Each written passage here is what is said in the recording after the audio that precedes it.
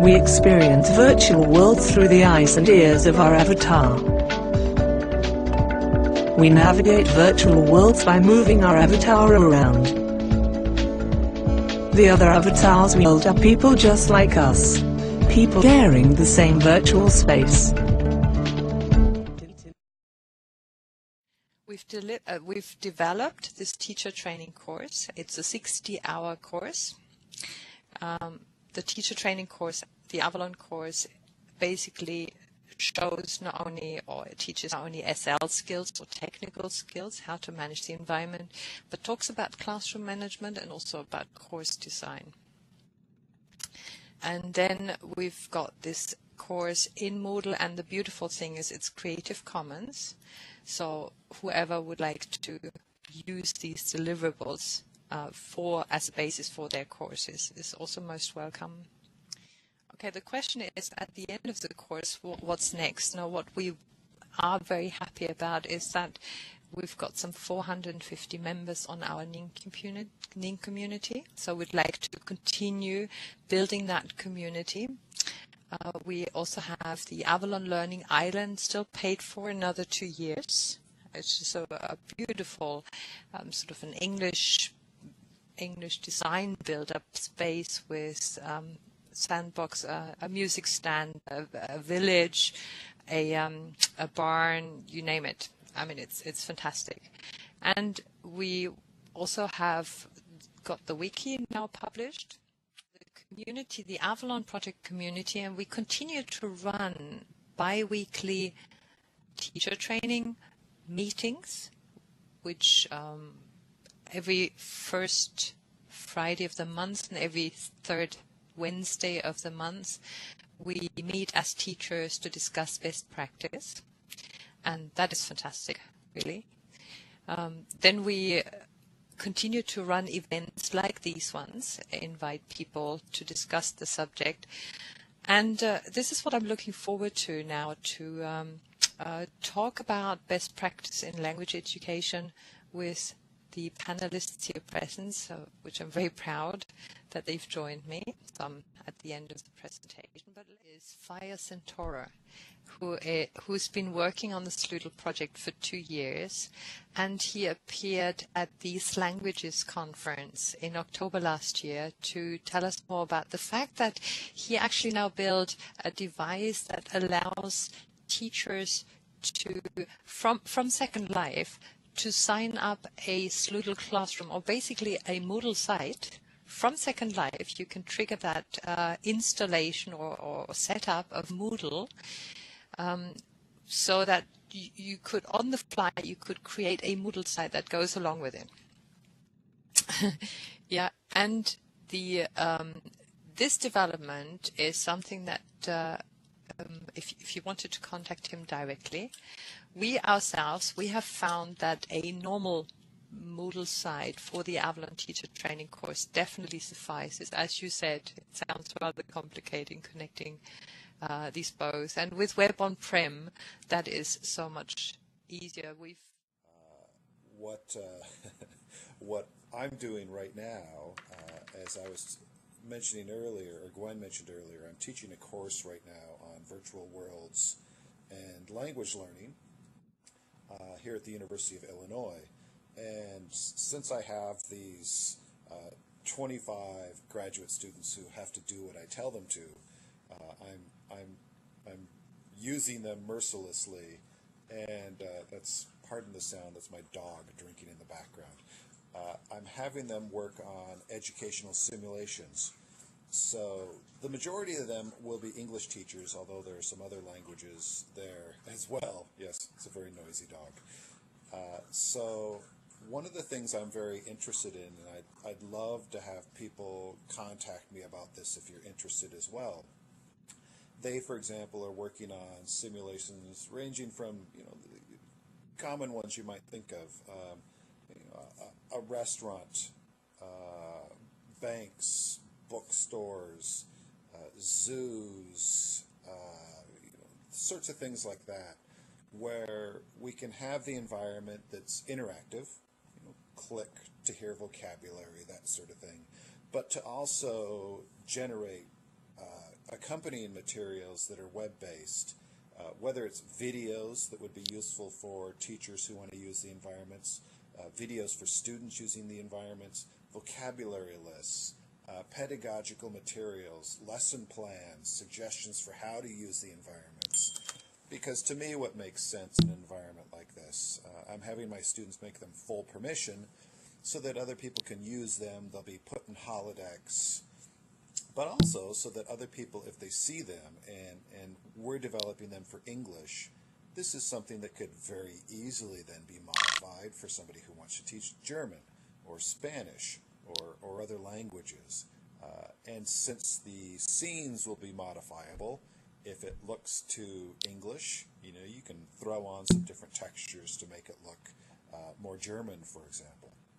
So I'm very interested in increasing the partnership in this to create this set of materials that can be shared by anyone. As these are developed, they'll certainly be available on Edunation in our holodeck there.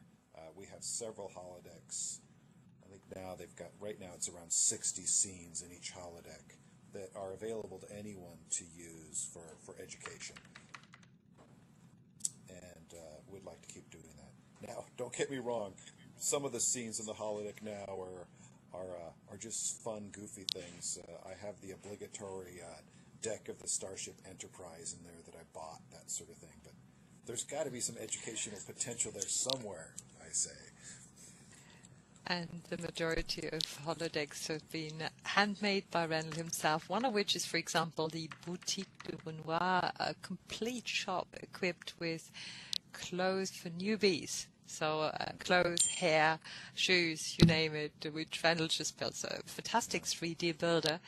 And I'm very, very happy to have him as a partner on Edunation. These holodecks are amazing. But I came into Second Life almost 2 years ago now, and very slowly started learning and following Evo courses and meetings with fellow educators. So I have been developing my teaching skills in Second Life, and I've been very, very interested in developing my teacher training skills in Second Life.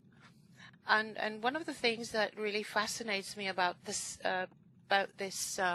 environment for learners is that it's so perfect, so ideal for transferring the control over to the learners, and from wonderful work that people like Shiv and his team are doing, from guided tutor-led instruction to getting students to collaborating more and doing work in projects and collaboratively and adventures and so on, leading them to more autonomous learning, because the environment is there and it's there all the time. It's continuously available, and it's not just continuously available, but it's varied and very, very interactive, which a lot of other environments are not as varied in terms of the spoken language. That makes it so fascinating for me.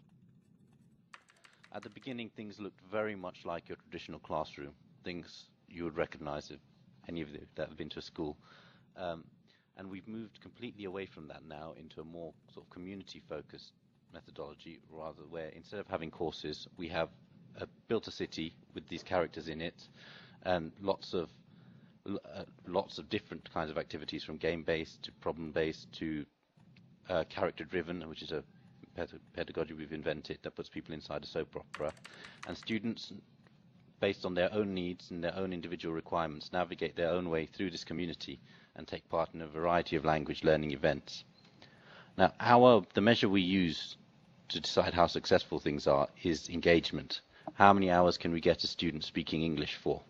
Our sort of basic theory for English learning is if you spend enough time using the language, practicing the language in real situations and getting feedback, you will learn it. So the methods we've settled on, which are sort of the game-based and community-driven, character-driven, are the ones that achieve the highest levels of engagement and students talking. I'll just pick up some of these questions as people have asked them. How do you encourage students to talk rather than use text? You have to talk to take part in a class. So we've not actually encountered much resistance to that. We've actually found students that don't talk in real-world classes are much less shy or self-conscious in the virtual world. So it's much easier to talk if you're behind an avatar. And that's also part of the skill of the teacher to get the students to talk. The strength in this platform is the community-driven, game-driven, not at all classroom replication, and sort of the freedom here to mold learning, if you like, to the needs of each individual student rather than trying to take people through a course in a group. Another huge strength is sort of the real-world simulation for industry. Sort of we're doing English for oil and gas, which involves training on an oil rig.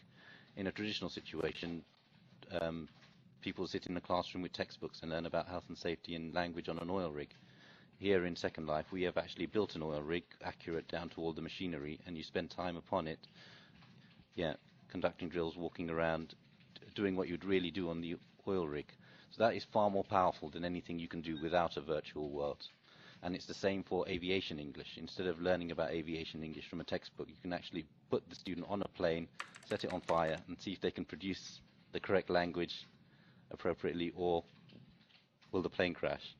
So it's much more immersive, much more engaging, and much more effective than the methods we've had before. I worked for a company called Digischool, and Digischool had an island on Teen Second Life, and we couldn't get the Dutch children on it. It was very difficult to make accounts for them, and also to get teachers on it was very expensive. So we planned on changing to OpenSyn, which we did about 1.5 years ago, and we could do two things. We could have our own server and do the technique ourselves, but we didn't do that. We hired Virtue to run the sims for us, and the only thing we had to do is to build a language village on it. And language villages in Holland are already used in school in a normal way. That's wonderful. And can you tell us a little bit about the Avatar project as such? Because Jens is a teacher who's one of the students of the Avatar project, it seems, if I've understood this correctly. So what is your goal of the project and what you're aiming for doing? Well, the overall aim of the project is to ascertain the efficacy of teaching in the virtual worlds with the aim or with the target group of secondary schools in Europe. So what we're actually doing is we've designed a course for teachers to participate in, and in the final steps of the course, which is we have 9 modules, and we're at the 9th module now, where they are supposed to bring in students and do some activities with them, and then we will do surveys, interviews in groups and individuals, and that kind of thing to gather data on the whole experience of teaching in a virtual world, and we'll use that to do reports. Really, that the aim of the project is actually to gather data, and of course the secondary aim is to enable a lot of teachers to use Second Life, and if we find that our course is good enough, then to actually start delivering it or offering it to more teachers and schools in Europe. Thank you. It's been a wonderful panel. Applause to all. Many more should have been sitting on these seats here from the audience because you're so experienced. Thank you.